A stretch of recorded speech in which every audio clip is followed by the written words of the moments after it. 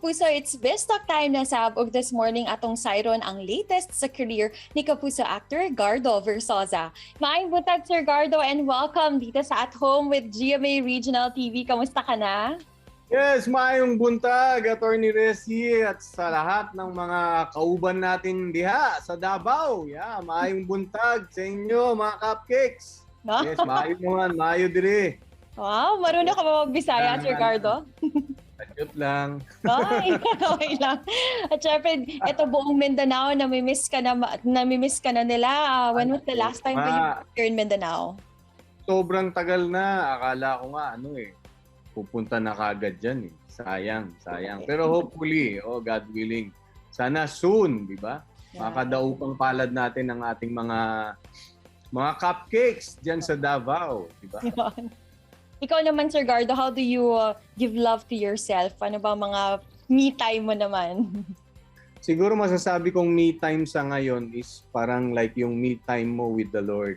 Diba, makipag-usap ka kay Lord, mag-thank you ka dun sa mga binigay, or kung hindi man binigay, merong ibig sabihin yan, kaya hindi pa binibigay sa'yo. Pero nevertheless, humihinga ka, buhay ka, diba? At kahit papano masaya ka, may mga napapasaya ka, malaking bagay na yon at isa na yon sa mga dapat mo ipagpasalamat. Right. At ngayon nga, in the 2022, marami ding kailangan ipagpasalamat dahil you're very busy ngayon with your new drama series. Please, kwentuhan mo naman kami about it. Amen. Yan. Yung bagong series na paparating at aabangan po ninyo, mga kapuso, mga cupcakes. Ito po yung Bolera. Bolera na pinangungunahan po ng walang iba kung hindi ang napakagandang si Miss Kylie Padilla. Ayan. Ano bang kwento ng Bolera, Sir Gardo? Kumbaga like yung overall niya tungkol sa mga billiard players.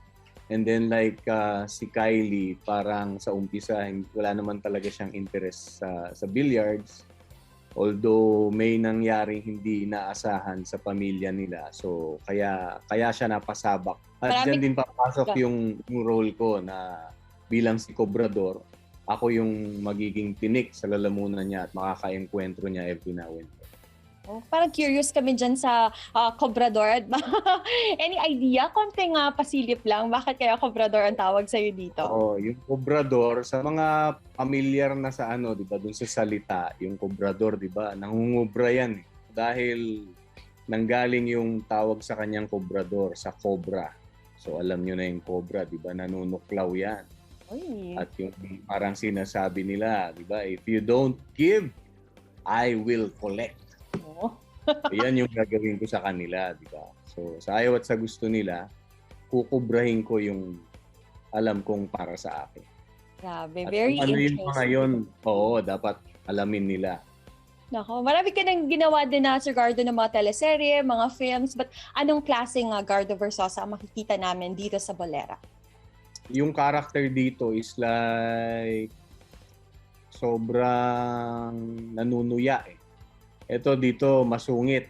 Yun, kumbaga iba-iba dun sa mga the usual na nakikita nila sa social media. And how was it working din naman with Kylie Padilla, Miss Jacqueline Jose, Joey Marquez, and the rest of the cast ng Bolera?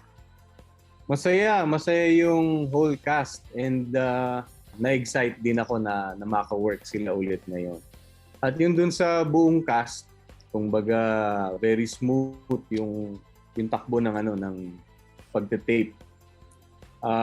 Yun nga lang, maraming mga intense na mga eksena na kaya like for me personally, malaking bagay din yung mga TikToks in between. So in a way, nababanlawan nung mga TikToks during breaks. It's nice to have that view din naman lalo ng mga behind the scenes ninyo sa Bolera. So please invite Sir Gardo lahat ng ating mga kapuso, hindi lang sa Davao but sa buong Mindanao na panoorin ang Bolera. Go ahead. Abangan nyo po, malapit na pong ipalabas ang Bolera, pinangungunahan po ni Miss Kylie Padilla.